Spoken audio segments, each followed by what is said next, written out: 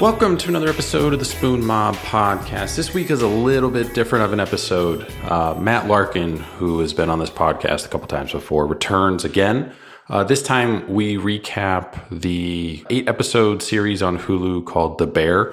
Most of you who probably listen to this podcast have heard of that TV show that just kind of came out earlier this year. I think it was maybe around May or something like that. But there's 8 episodes, they're about a half hour in length. And essentially the premise is this guy returns to Chicago after his brother died, take over his restaurant, and it deals with all the different aspects of running a restaurant. You know, it's kind of a casual restaurant. They do lunch and dinner, and they kind of break down different interactions of different characters and how different positions in the kitchen work with each other and difficulties and challenges of managing people and all that stuff. So a lot of stuff that we kind of cover in our guest interviews that we have, they kind of touch on sporadically. And they also amp things up to, a 10 or 11, especially with one of the final episodes. So if you haven't seen the series and you're trying to avoid spoilers because it's something you're going to get to or whatever, I would stop listening now. We cover all 8 episodes. So it has been renewed for a season 2, which probably will debut sometime around the same time next year, I would imagine,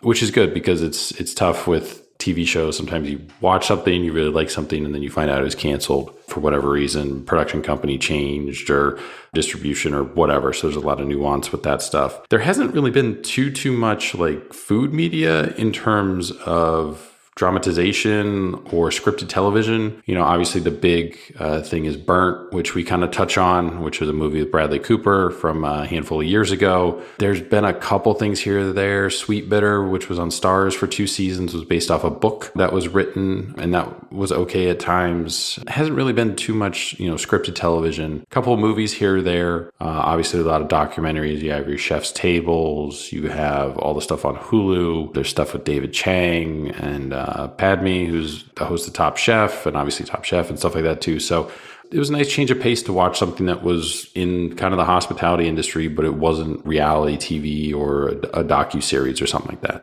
Matt had the idea of kind of recapping it. I think there were a lot of think pieces and stuff like that came out right after it aired. There's been a lot of chefs I've seen that have watched it. There's a lot of chefs that refuse to watch it and kind of misunderstand maybe the point of the show too as well. I've seen a couple of people, post stuff on Instagram like that. So we kind of break it down and just kind of recap it and hopefully, pick up a few things that maybe you didn't notice if you did watch it or forgot about or something like that. So it was a lot of fun. It's always good to chat with Matt. He's out in New York working for Tiny Spoon Chef. So you can find him there on Instagram, either at, Tiny Spoon Chef, which is kind of the overall account, or his individual account, Pork Stories. A lot of it is him going to the awesome farmers markets that they have around New York City and getting ingredients and stuff and trying different foods that he finds kind of in those areas too as well. So it's always, fun to chat with Matt. We have a pretty similar kind of way we approach food media, I think.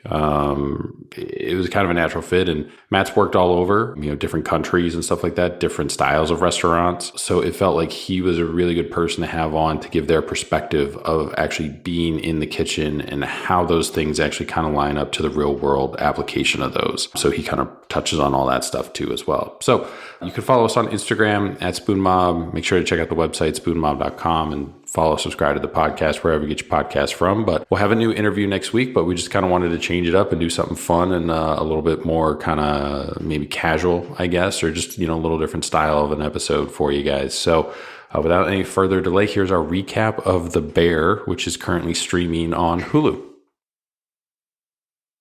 Cool. So a little bit different episode we're going to do here. Matt, you reached out to me wanting to have a conversation about The Bear. So if anybody who's listening to this, if you have not watched The Bear or watched it in its entirety, spoilers ahead, I guess. I think a lot of people have watched it, though. I have seen some think pieces about it from people that maybe shouldn't be the ones writing think pieces about it. I've seen a couple of those. I've seen a lot of different people post on Instagram and stuff like that. Either they have watched it, or I've even seen some people say they refuse to watch it, which I thought was a little odd too as well. So it's been kind of all over the place, kind of the reactions, but it does seem to have made its way into at least the restaurant community or the food and hospitality community pretty effectively, which is, there's not a whole lot of food media out there, really, in terms of like TV. There's a handful of travel shows. I think Somebody Feed Phil still had a new season come out, but you have your Top Chefs. You have a couple other little travel docu-series things. There's a movie with, I think, Stephen Graham called Boiling Point that came out. I still have not seen that yet, but that looks relatively interesting. But otherwise, like, there's just not a whole lot of food media out there. So just for a quick recap of anybody, The Bear, it's on Hulu. It's set in Chicago. It stars Jeremy Allen White, who is, if you've ever seen Shameless, played the character Lip. It kind of feels like this is a second act for his character, almost like an epilogue. Like, you can envision in a roundabout way, if you saw the end of the Shameless series, that he basically got his shit together and went to culinary school and then is now taking over a restaurant. Like, he's basically the same character. There is kind of like a nice flow, a roundabout way that doesn't have anything to do with either of the series, but you can connect the two in your head if you really wanted to. Oliver Platt is in it.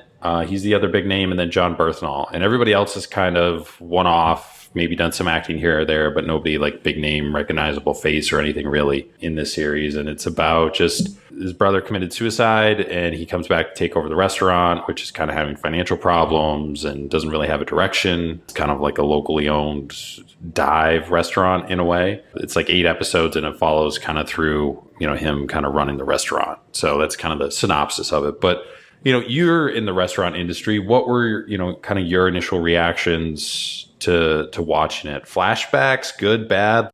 I had to pace it out. I couldn't really dive into it and watch the whole thing in one sitting. It was definitely a little bit trauma inducing at points. But that's what I really loved about the series. But I thought it was a really well done piece of scripted television that it really felt like being in a kitchen. So for good and for bad, it reminded me a lot of the things that I missed. Like, it definitely made me miss being in a restaurant kitchen with my friends on the line. But it also reminded me of a lot of the bad things of why I left and wasn't the most healthy situation to be in all the time. And I think that was kind of the response I got from a lot of my chef friends as well, is the people that have left the industry or have transitioned into different jobs. They really enjoyed it to kind of go back and revisit those feelings. But a lot of my friends that are still in kitchens every day on the line, 70 hours a week, it was a bit too real for them, that they didn't need to see that in their off time. Yeah, I don't know too much about the production aspect of it. I know it's a real restaurant in Chicago, and I know they had some culinary consultants, because apparently you can get the chocolate cake that they make.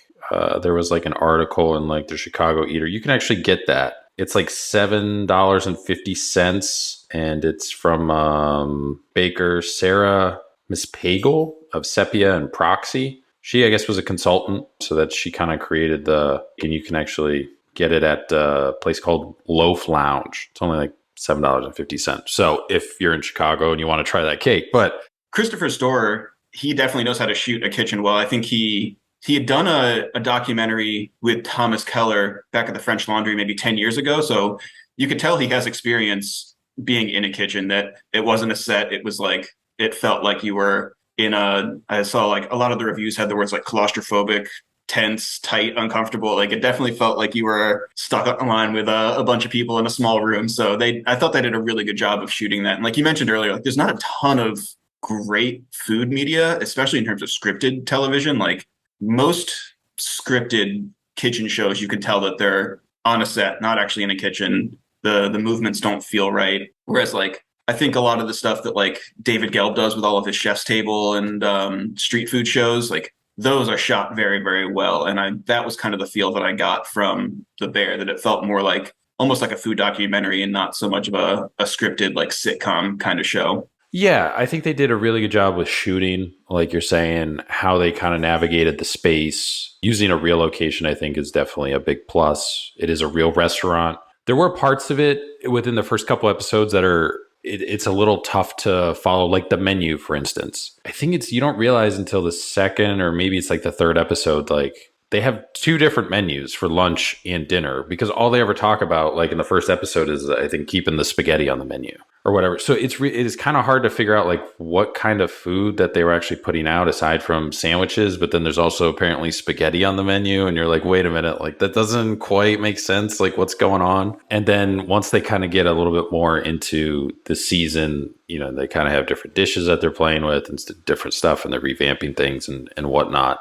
And then it kind of makes a little bit more sense. But yeah, they could have done, I think, probably maybe a little bit better in the initial episodes. And it's tough. It's a pilot. You're shooting it because you're trying to get it approved so you can actually get the whole series run and everything. So there's certain stuff that you can't or have to cut out or whatever. But just kind of establishing, I guess, the restaurant. But I mean, part of it was it didn't really have a direction. It had a direction, and then that obviously wasn't going well. And then, his brother commits suicide. And then it's like, well, what is this direction? Because clearly that wasn't working before with all the financials and stuff that they kind of touch on too. So it'll be interesting to kind of see where they go with it. Yeah, I'm definitely excited for season 2. I think it's going to be a very wide open. There's a lot of potential there for the next season, which they have renewed it, which is great. I'm looking forward to that coming back. Yeah, which was something that I encounter a lot with any new TV show that comes out. It's how interested are you in watching it? Because there's a lot of TV shows that come out and then the production company changes or whatever, and then it gets canceled after one season. And so it's like, well, what's kind of the point? Like, why am I investing time? But these are, 30-minute episodes, which makes it a lot easier to consume too as well. They're not hour-long episodes. There's not a ton of filler. They don't really drag, in any spots. I didn't think really. Yeah, I thought the pacing was great. I was never bored in any of the episodes. They get through a lot without doing too much. I thought it was like very well framed. I didn't quite understand why they dumped all 8 episodes were available at the same time, like the Netflix model, because that model has been proven to not really work the best for TV shows, because usually all the episodes come out, everybody kind of watched it within the first 2 weeks. And then maybe like third week, it's still in the, popular lexicon or whatever. And then it kind of fades off into oblivion and everybody forgets about it. So, but I don't know if that was a choice because they partnered with FX and the production company that they had to put it all out, or they wanted to and thought that'd be the best model for it, or they were worried that they weren't going to get ratings anyways. And they threw content out there. I'm not sure. I didn't really see anything about that in kind of initial, reading and stuff that I did. Yeah, I would be very curious to see how they roll out the second season just based on the feedback they got from the first season. I don't think anyone thought it would be as popular as it was. So, and there's other shows that Hulu does with FX, and they roll out 2 episodes at a time. And I think that's a better model. Give us 2 episodes a week for a month. Yeah, that's definitely the way I prefer to watch. Especially if they're half-hour episodes. I think that's probably the best model for a half-hour show. But yeah, I think, after watching it too as well, for me, they touch on a lot of different aspects without going too deep into one thing. They talk about the financials and paying your purveyors, and also how hard it is to find staff. When they have the woman on the line and she's, throwing away prep and stuff like that. And the whole time you're like, just fire her. But it's like, well, you're in Chicago. Who else are you going to find for $9 an hour, who's going to work here, and they have to and they do a good job of flushing that out. Cause podcasts that we had come out today, Justin, who you used to work with, he talked about his experience where people would be stealing prep and dumping prep on you and stuff like that. And so it was an interesting tie-in where that stuff happens, and it's not even, doesn't have to be a Michelin starred kitchen. It can just be the person's 10 years younger than you and is now in charge of you kind of thing. And it's navigating that. Did you ever encounter anything like that? Oh, yeah. That's definitely been a tough one, especially a lot of my earlier sous chef roles. I was in my mid to late 20s and trying to manage people that had been in the kitchen for 10, 15 years, really stuck in their ways. Definitely knew a lot more about the individual restaurant than I did. So that's always, I could definitely relate to Sydney in that respect in terms of trying to come in and run a new system for people that aren't that interested in it. So that's an everyday battle for, I think, every kitchen I've ever been in. Somebody's always going to try and come in and change things to a new, more efficient system that nobody really wants. So that's definitely very real to life. Yeah. And her character's really interesting too, as well, because they kind of slow play it and draw it out. But essentially she started her own business, her own kind of private catering thing, which so many people did during COVID, kind of pivot to that. It just didn't work out. The financials just didn't work. Super talented, but the business didn't make sense. And so now she's kind of just in no man's land, well, rather than go work at some Michelin starred kitchen or whatever, is there a place that I could go that, I could actually integrate some of my ideas and be heard, not just from I didn't get the impression that it was just, trying to shoehorn in a character that was a POC or anything. It was really about her just being like, I want to be heard in this industry, like just from a cook's point of view, a chef's point of view, more so than being a woman or being, an African American woman, character too as well, I thought. So I thought they did a really good job with her. Yeah, and I really liked that framing of her character that you see a lot of. I think a lot of like young chefs in that position do go the Michelin star route. They're chasing stars. They want to work in fine dining kitchens and work in these big brigade systems. And that's really, really hard to work your way up. I'm sure Justin probably mentioned it. He worked for Jose Andres for so long, and it's such a big system with so many chefs that there are so many people competing to be sous chefs, chef de cuisine, head chef. And for a person like Sydney, who is Black and is a woman and is young, it's really, really hard to break through that. So I thought it was cool to see sort of a different path presented, that the way they set up that mentor-mentee relationship in the pilot. And she mentions that she came from Alinea and Avec and all these other fine dining establishments in Chicago, but she knew Carmi's resume and wanted to work for him. I thought that was a really cool framing, because I think that's something that every chef looks for, that you can either go big name and work, or like big corporate name, work for a big restaurant and kind of work your way up with those names on your resume, or you can find one chef to work under and kind of learn from that person. And I think that's something that is really, really hard to find in the industry, a good mentor like that.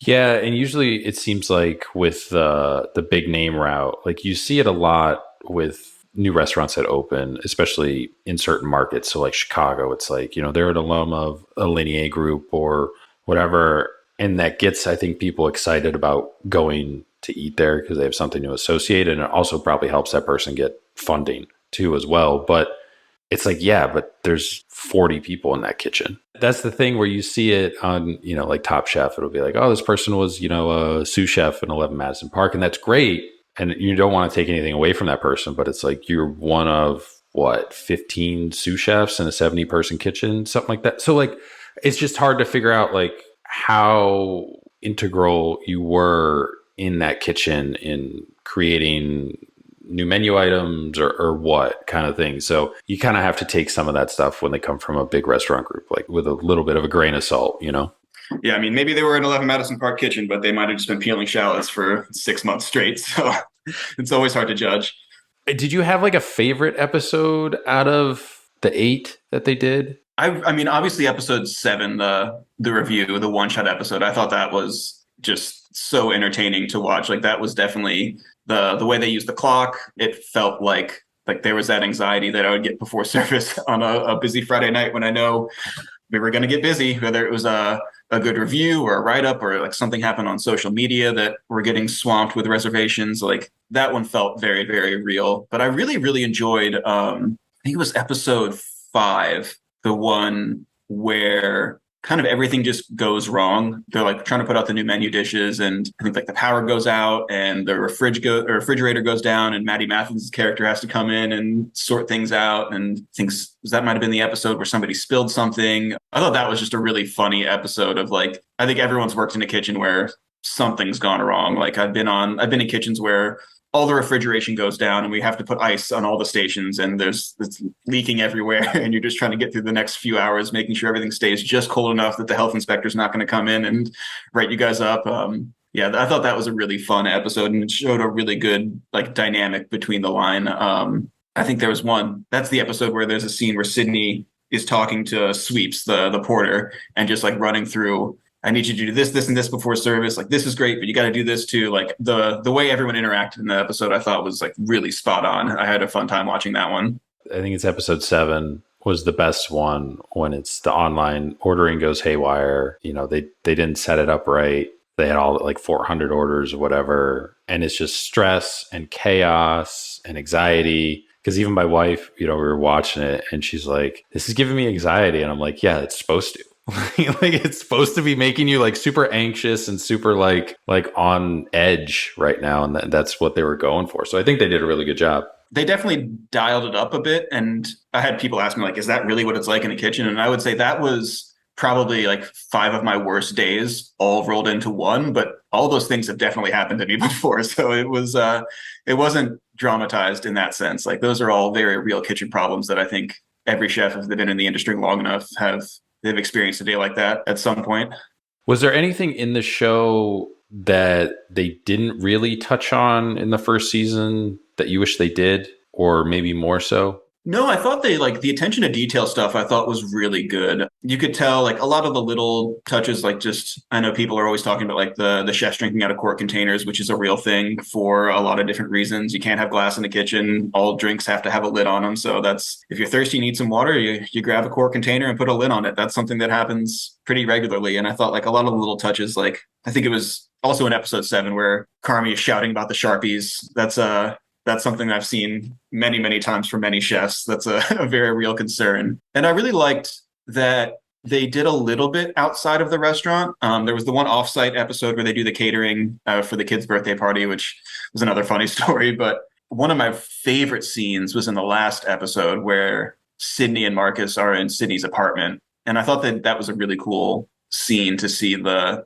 chef's lives outside of the restaurant. So maybe a little bit more of that. Like there was the episode where Tina brings her son in, kind of getting more of the family life for a lot of the chefs, I think would be interesting to see. But I think overall, like they managed to squeeze a lot into the first 8 episodes. I mean, it's only 4 hours long with the 30-minute episode. So yeah, I would love to see more of like the chefs' lives outside the restaurant in the second season. But I think for the first season, they did a great job. Yeah, I agree. I think after watching it, I think it's maybe 2 or 3 episodes in before they actually reveal like who his brother is. Cause like you're like, who are they going to get to play the brother? You're trying to figure out like who it is. And it winds up being John Berthnall, who's a great actor. He's been in a bunch of different Taylor Sheridan movies. You know, he's got a bit part in Sicario and Wind River, some other stuff, but he was just the lead in We Own the City, which if you haven't watched is it's a really good kind of 6-episode miniseries about Baltimore's gun trace task force. Yeah, I love David Simon, so definitely interested in that one.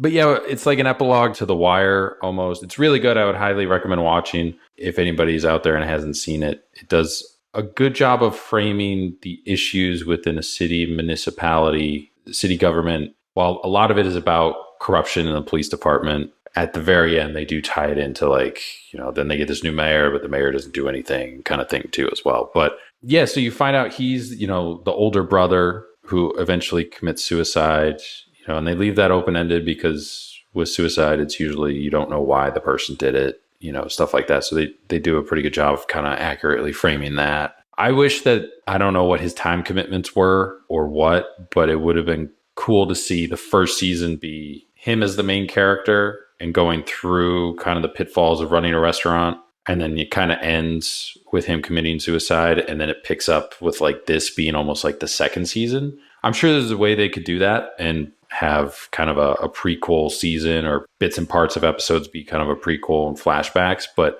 it would have been cool to have like that kind of ground floor set. You go into, you know, kind of the falling out relationship with his brother, and his brother goes off to, you know, the CIA and culinary school or whatever. And it kind of ends with either his funeral or something like that. And then you kind of pick up in season 2. But I'm sure that was probably, you know, probably too dark for a first season. It probably would have been. And, you know, who knows with Berthnall's time commitments, because he's involved in a bunch of different projects. He might not have been able to do 60-day shoot or whatever it was for it. So, yeah, I mean, I like the way they sprinkled it in and kind of like teased it out, and then you get the full story. I think it's the very last episode they explain a bit more of the whole relationship between the two, and then that's when they never mention the bear, the name of the restaurant, until the very end, and you hear like, okay, so that's going to be the restaurant in the second season. So yeah, like you said, the first entire season really wasn't about the new restaurant so much as it was about the old restaurant that his brother was running. So yeah, I mean, definitely. That was a very fascinating relationship between the two. And I loved his Carmi speech at the AA meeting in episode 8, where he really dives into his motivation to become a chef and his relationship with his brother and how the restaurant kind of like is this whole symbol for the family relationship. So yeah, I thought they did a good job of tying that in. Yeah, I think the big question now is because the mother is still alive, but they never showed her. Yeah, she's not mentioned or like never really featured in any of it's mostly him and his sister. So yeah, I guess that would be because he never goes to see his mom or whatever. So yeah, because they mentioned his dad passes. I'm assuming that they're gonna cast somebody to play the mother, and I'm sure that will probably be, you know, that would be kind of put in there too as well. But I thought the tomato can thing at the end was a little gimmicky. That was kind of weird. Yeah, I didn't fully comprehend that. I don't understand how he sealed the tomato cans up. If you open them and put rolls of cash in there, like how did he buy like a canner? Like how did he do that? But yeah, and I never really saw it fully explained what the whole what the brothers' thought process was too, just to borrow that money, just to hide it. Was that like I saw some review saying that was kind of always his plan was just to get this money to give to Carmi, and that was the addict brain, I guess. That was the best way of doing it was to squirrel this money away for his brother to eventually find and hand over the restaurant. So Yeah, I think it's a combination of like addict behavior where you're kind of stashing things away like a squirrel, but also, yeah, he kind of wanted to make things right with his brother and help him open a restaurant. And he kind of knew that his restaurant was failing regardless. So why that, because I think it's maybe the second or third episode where Carmi's, doing some paperwork in the office and he's just like, I don't understand like where this 300 grand went and why he just didn't pay the suppliers. Like, I don't know what's going on. And that was obviously why. I guess I sort of see it as like a nice, easy way to tie up season one if it wasn't going to be renewed. Like there's this neat little bow at the end. So as far as nitpicks go, that's my biggest concern, whatever. That's a neat storytelling device, I guess, to propel us into season two. So yeah, not the end of the world for me. But yeah, I did think that was kind of weird. Like I wasn't sure how they were going to end the season, and then in the last 5 minutes, it just neatly wraps up and like, oh, surprise! Here's $250,000. Now on to season two. So Yeah, I kind of started piecing together that like something was going to happen with the money, but the tomato can I didn't really see coming just because it seemed just too on the nose. I thought it was going to be like as a check or a bank account or something that he finds somewhere in all the taxes. I did wonder because those cans were like very prominently featured throughout the whole season. And I was always wondering, like, was this a product placement thing? Did that brand have a deal with the show? Like, why? Because they're in the background of so many shots. And just for me, it didn't make any sense because I don't know why. And then I think Carmi brings it up too. Like, why are we ordering the small cans when we're opening up 10 at a time for a recipe? Like, any sous chef will tell you right away, like, no, we can fix this ordering right now. So I always thought that was kind of weird. Like, they must have had a plan for it at some point, and then it turns out they did. But yeah, that was a kind of a strange one. With season two, obviously they haven't filmed any of it. They're probably writing it now because they just weren't sure if they were going to get renewed or anything like that. So it'll be interesting to see kind of what direction they go. They have a lot of choices. I mean, they can kind of fully feature building a restaurant, renovating a restaurant and establishing a new one and what all goes into that, construction and marketing and menu development and all that stuff, and press potentially too as well with, trying to get the word out, or if they get a review, how that kind of goes. They kind of touched on that a little bit with Sydney's kind of one-off dish that kind of makes some publications and stuff. Who knows? I mean, there's a lot of different things that they can go into. They can go further into kind of addiction and mental health and stuff too as well. Hiring, I think they could touch on staffing and inflation too as well. It started happening before I think the show aired, but probably not when it was like filmed or anything. They mentioned the COVID pandemic in one of the episodes. So like it's definitely a show that's rooted in the real world, that they're bringing up current events and those sorts of political topics. So yeah, I think that would be very interesting to see how they work that in. And you can tell that with the amount of consulting they've done with Christopher Store's sister, who's a chef in LA, and they had Maddie Matheson on the show and all these other different chefs that are very much in the industry and understand the day-to-day struggles. So yeah, I would love to see those sorts of like back-end business problems brought it more into the second season. I think that'd be interesting to see. In a way, they have like feel like a responsibility to touch on those things, but I hope that they don't feel the pressure, I guess, like still make it, what they want to make it, but don't feel like you have to be the voice for the entire industry and all these things. You know what I mean? Yeah, I did like that the show is mostly focused on the personal relationships. That I think that makes for a much more interesting show, because otherwise you can just watch Top Chef or whatever bar rescue kind of thing that will go into the actual numbers. But yeah, just kind of sprinkling in here and there, like they did with they had like the one mention of like, we had to do this to get through COVID, was, I thought, just nice to kind of like ground it in the real world. Yeah. And another thing I think they did really well is they didn't throw in a bunch of guests where, I mean, like Joel McHale like pops up real quick. Yeah, there are a few cameos, but nothing like distracting. They didn't leverage the Chicago restaurant scene where it's like, can we get Grant to like appear? Can we get, Curtis Duffy to show, like, can we get all these big names in the Chicago industry to like randomly pop up at, because there's a way that they could have done it where like it could have been at that birthday party. It would have been some famous Chicago chef, hosting, or something like that. And it was his kid's birthday party or whatever. And they could have done a lot of that stuff where, almost like Entourage and Billions kind of do that. And it gets very distracting. Especially when it's leverage so much in each individual episode. So I thought that was a good decision not to bring a lot of different famous faces, even if they were just, within the industry into the show. Right. Yeah, I thought they did such a good job of keeping it within the restaurant itself. Other than the catering episode, pretty much every single episode takes place within the restaurant. And then you get a few cutaway scenes of like them going out to see vendors or the scene in Sydney's apartment. But I would say 90% of the show takes place in the kitchen. You barely even see the dining room of the restaurant. It's almost all on the line, which I thought was really, really cool. Yeah, they show the front too, where the ordering counter and everything. But yeah, it's mostly in the kitchen, like you're saying. My two favorite things that like I kept coming back to, what my favorite note I think out of the whole show, and I've seen a lot of people like screenshotting and like really dissecting this, was his Carmy stack of cookbooks in his apartment. I thought that was a really fun touch. There's a lot of Easter eggs in there, and I know every chef I know has their stack of books that they go to, and that was exactly what my apartment looked like in Hong Kong, with just no bookshelf, not a lot of furniture, just a stack of books on the floor. And they're definitely some of my most prized possessions. I've carried those from country to country. That I think when I was moving from Vietnam to Hong Kong, half my luggage was cookbooks. So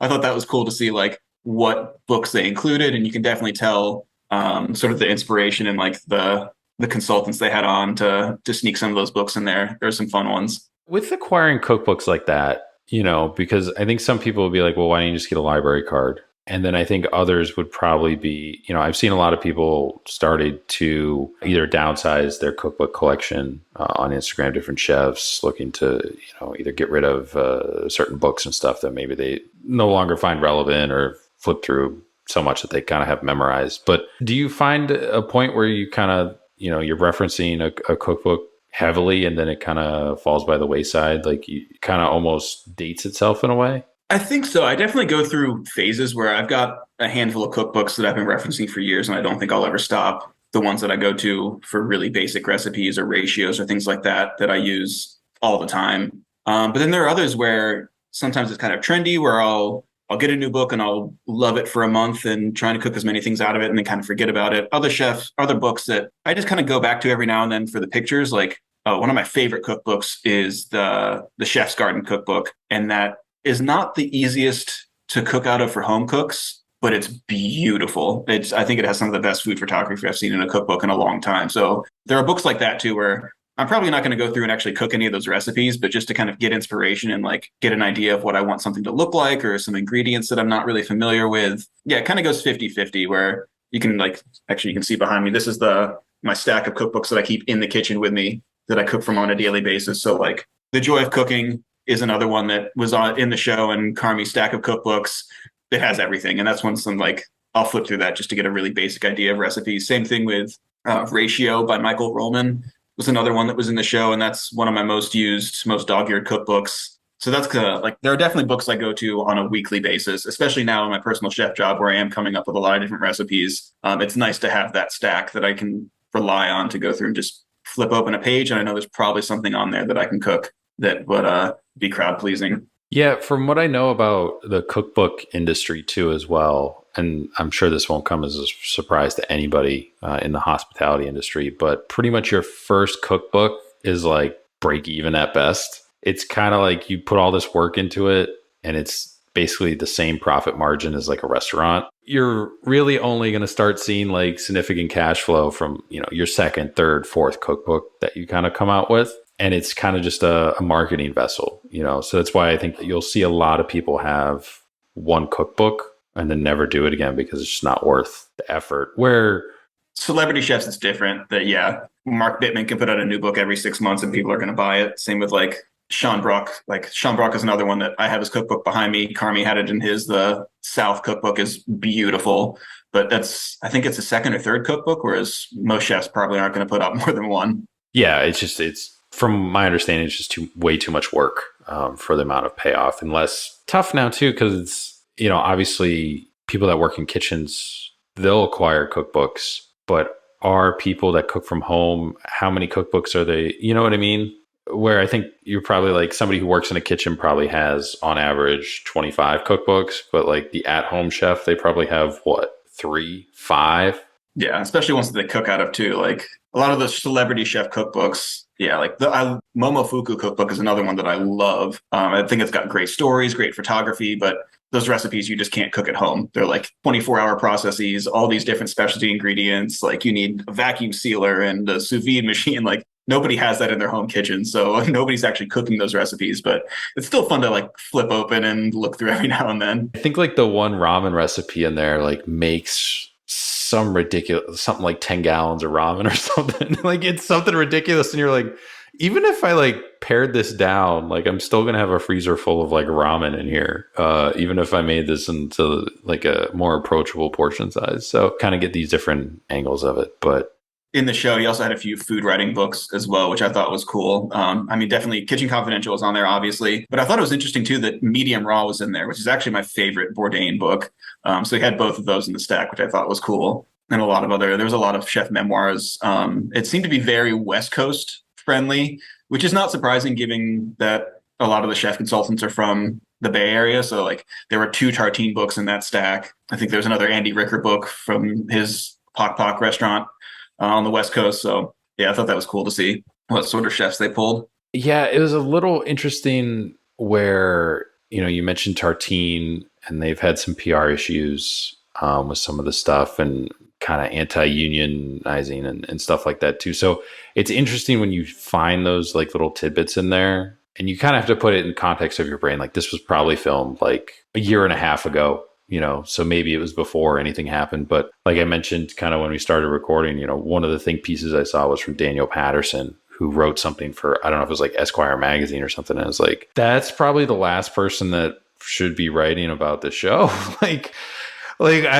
I'm really surprised that anybody kind of let him author anything based on the controversy surrounding, you know, his restaurant group and trying to do all these different restaurants and essentially using people of ethnicity and POC, other chefs, as kind of this front for these restaurants that he wanted to open, but he never gave them proper ownership or had, you know, contracts. And you could find all this stuff. It's a quick Google and you'll read through it, but it's really bad.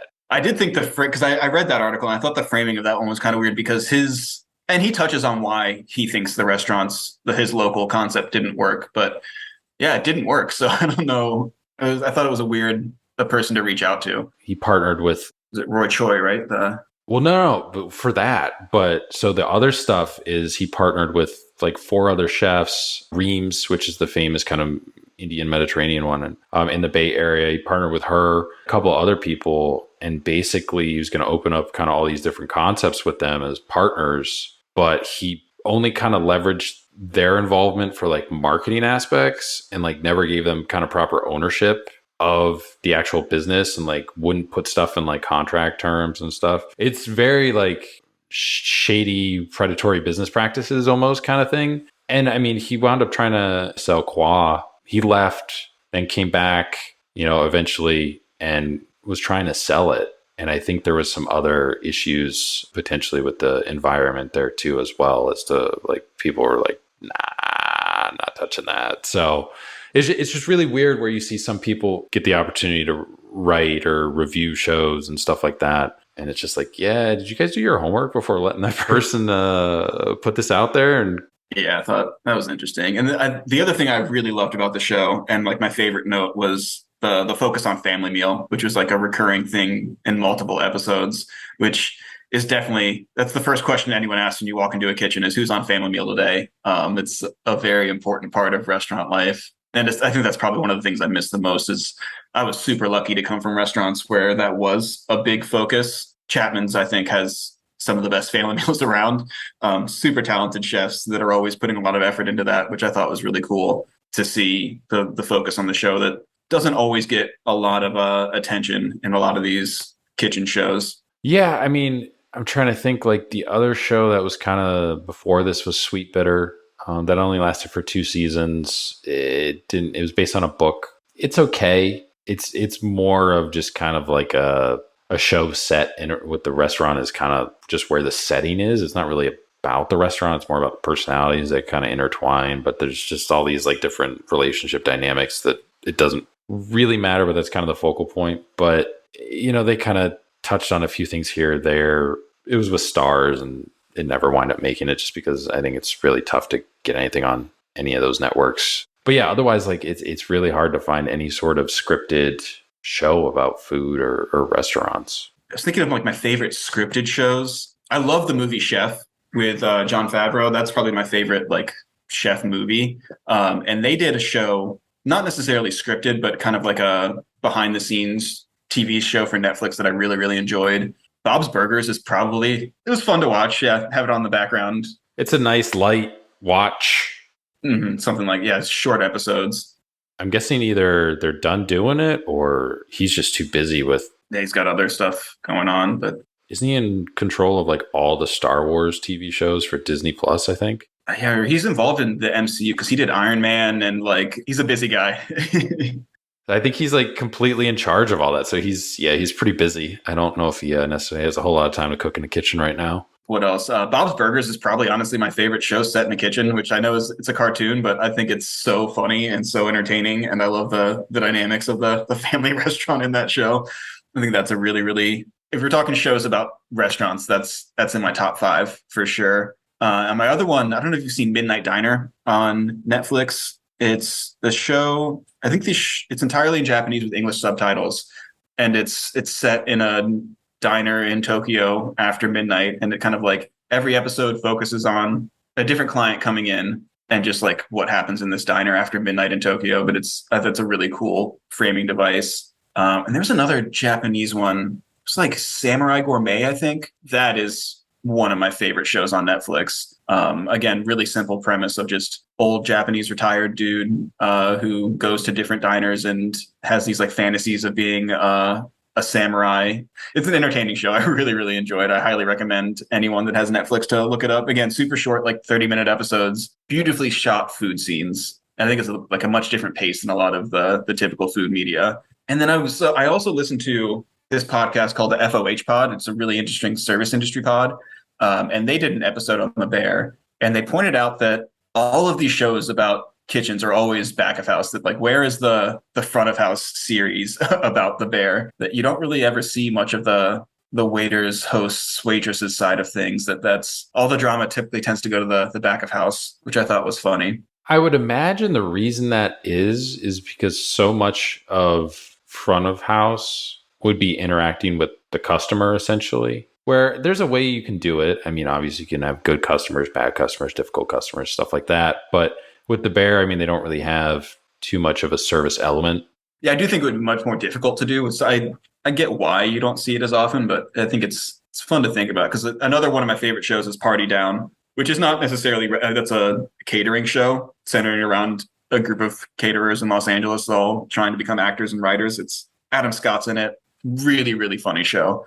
But yeah, that's like the only front of house show that I can think of is Party Down. There's a way to do it, but I think you have to really think through how you're going to do it if you're just going to focus on the front of the house. Just because you have to have all the front of the house characters be different in their own way, but also kind of intertwined. But then you also have this exterior character of different guests, different customers that you're going to constantly have to come through with each show too. So I think there's like a lot of balancing where, and if it's not done right, it's probably going to be pretty bad. It'd be much harder to control, I think. Yeah. That would be my guess. But I'm sure somebody, depending on how long the bear goes, success wise, I'm sure somebody will eventually be like, well, what if we do the other side or something? So yeah. And then I think on the flip side of that, probably my least favorite food media is the movie Burnt with Bradley Cooper. That movie is not good. Not my favorite. So like, I know a lot of people hate that movie, at least a lot of people in the industry. What is the reason? I know there's ridiculous like Hollywood things in there, like seeing himself to like shuck like 1 million oysters or whatever. Yeah, which if you ever get a chance to ask Chef BJ about that, he did the math and it's physically impossible. That scene makes absolutely no sense, the way they frame that. But yeah, if you talk to BJ Lieberman again, I'd ask him about the oysters and Burnt because he's got a funny take on that. Yeah, overall it's just so over the top and dramatic. It's one of the least realistic kitchen movies I've ever seen. All the characters are so overdone. A lot of the kitchen details don't really make any sense, that most kitchens don't really function that way in terms of like the interaction between the staff, the way they design their menus, the way the kitchens are set up. The whole thing about sous vide, which I get that it's obviously going to be dated, that they write the movie and then they have to shoot it and then they have to edit it and it comes out, blah, blah, blah. But like at the time that the movie came out, it was presented as this like groundbreaking thing where it was not at all. And it was definitely overutilized in the movie, that the whole thing is like he got these 2 Michelin stars because he knows how to use a vacuum sealer. It was kind of strange to me. Yeah, I think it was just, they didn't seem to really do their homework much on that movie. Which is strange because I feel like that movie was strictly born out of the fact that Bradley Cooper, before he was a big name, did the No Reservations TV series. Yeah, which I thought was really weird, but you have to like track it down on YouTube if you want to watch it or whatever. But that movie felt like kind of like, hey, we tried to do this TV series, it didn't work. Can we do it in like a 2-hour kind of movie form or whatever? But there's a lot of holes in that movie. I mean, the way they talk about Michelin stars is incorrect because it doesn't. They're like, oh, he's going for his third star. It's like, well, the stars stay with the restaurant. They don't move with the chef. Like, that's not how that works. They also don't really do a good job of telling you where exactly they're located, because it's like they reference like his time in France, but then he's like shucking oysters in New Orleans and then goes to I thought it was London, but that just could have been because like somebody had an accent. It's tough to tell like where they are. So I think that one, I think a lot of people in the industry dislike a lot of parts about that. And yeah, I mean, it's definitely got overtly Hollywood touches, with relationship drama in the kitchen and stuff like. Not to say that that stuff doesn't exist, but it was just kind of like, we get it, but like, what else is going on?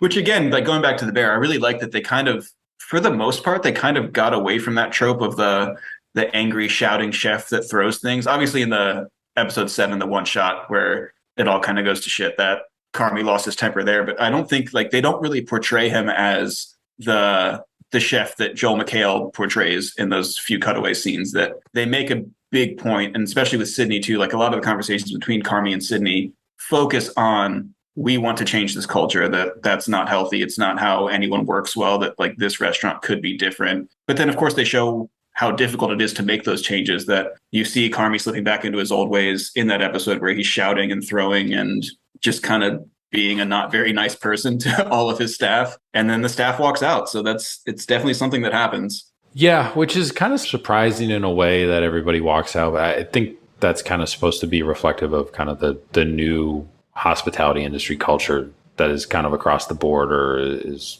a majority of the places now, more so than people flinging pots and pans across the kitchen and stuff like that too as well. Where before, people wouldn't have walked out, where it's like, yeah, okay, this might be the only job I have, and it's like I'm making like $10 an hour, but like, yeah, F this, I don't need this, so yeah, they do a good job highlighting that too as well. Overall, I think it's really well done. I think it's worth watching. Some people refuse to watch it, which I find is odd.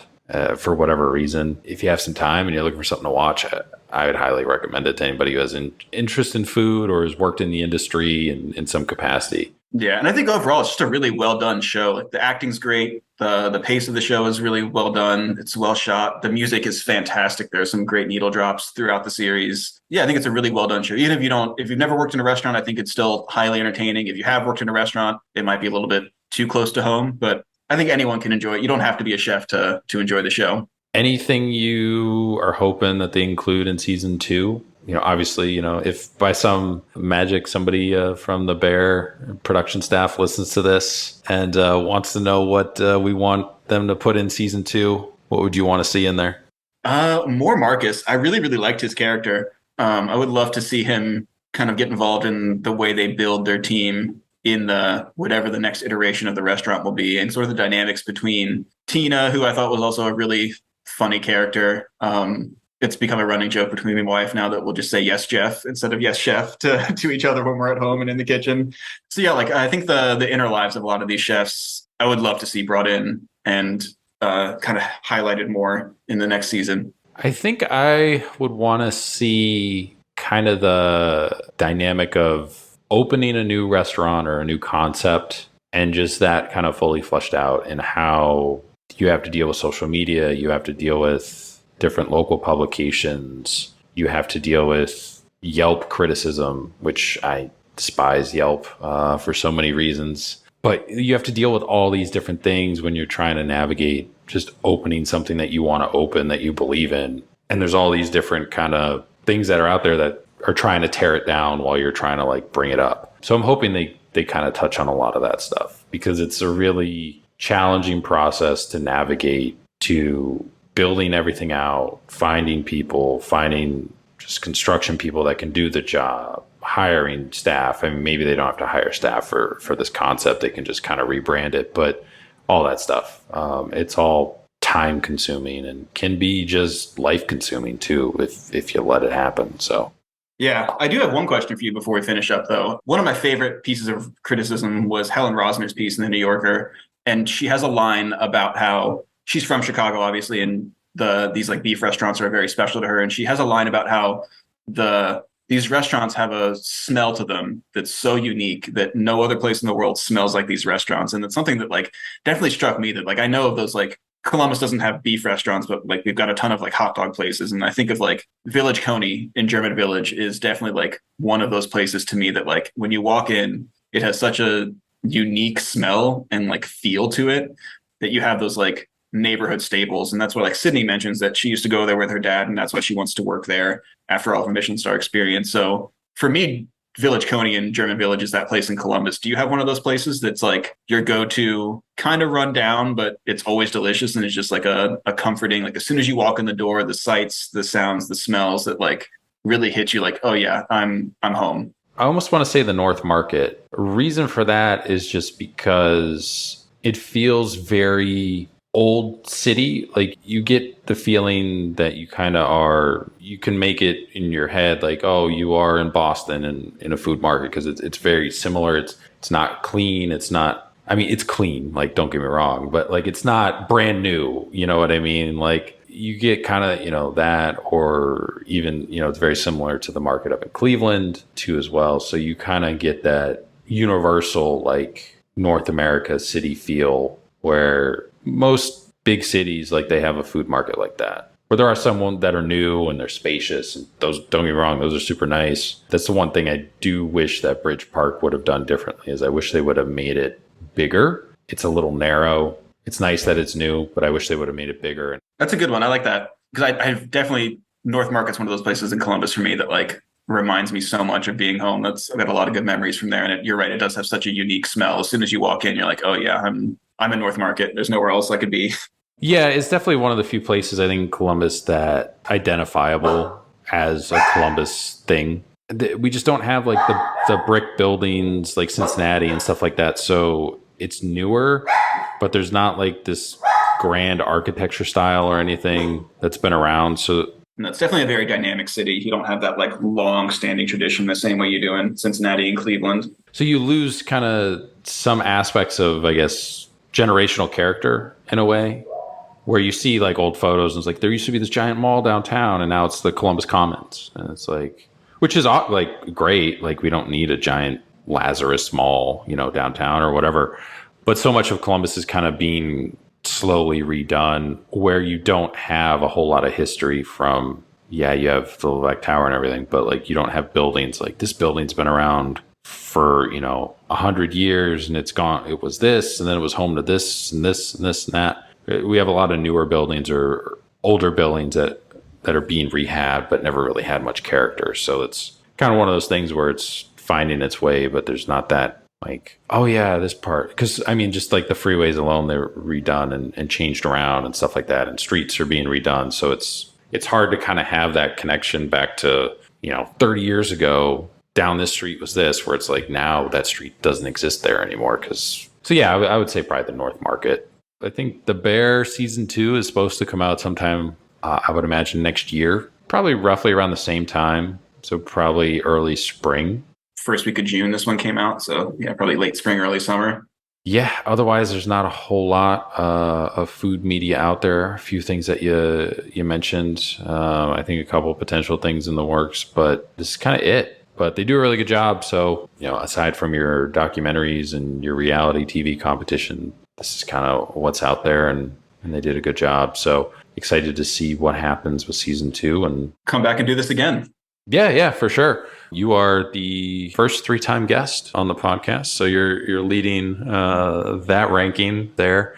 few others that have been on twice, and then obviously a majority that have been on once. So cool to see everything progressing with Tiny Spoon there. Yeah, going well. This is awesome. Yeah, it's been a pleasure. Yeah, always great to talk.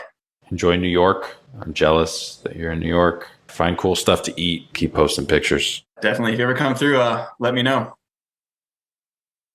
Again, a big thanks to Matt for taking some time out of his morning and jumping on a call and chatting about the bear with me there and kind of breaking things down. So again, you can look forward to season 2. It has been renewed. I would imagine season 2 will probably come out sometime in spring of 2023. So I would imagine sometime between March and May, I would think. So pretty much a similar release timeline to as well as to the first season. So you can follow Matt on Instagram at Pork Stories, also at Tiny Spoon Chef. You can follow us on Instagram too as well at Spoon Mob. Twitter, Facebook, TikTok, we're on all that stuff. It's either Spoon Mob or Spoon Mob 1, but mainly we use the Instagram account just because I enjoy photos more so than just text and links and stuff like that. So you could check out the website too, spoonmob.com. We got different profile pages for everybody who's been on the podcast. Any updates that happen after they've been on the podcast, they open a new restaurant, they win an award, whatever. We put that in kind of a little written description, kind of timeline up there too as well. So there's always kind of new things happening with everybody, and we just follow along and keep those updated until they come back on the podcast, and then we'll chat about them and take that part off because it'll be encapsulated in the latest episode that they're on. But every page has a link to the episode that they were in, but you can find all the episodes in the podcast feed. Just go on any platform, any podcast platform, search Spoon Mob. We're on there. Click the follow, subscribe button. All the new episodes will get downloaded straight into your player.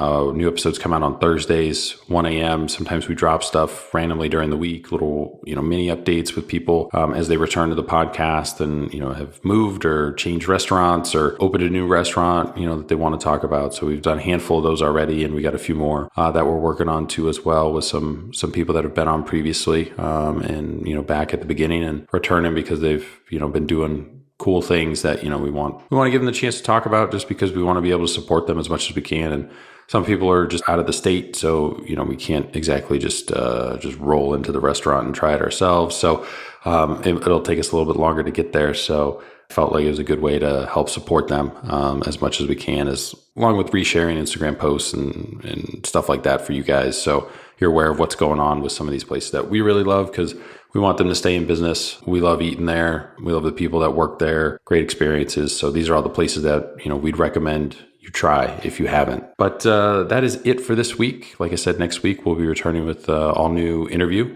all new guest. Super excited about it too as well.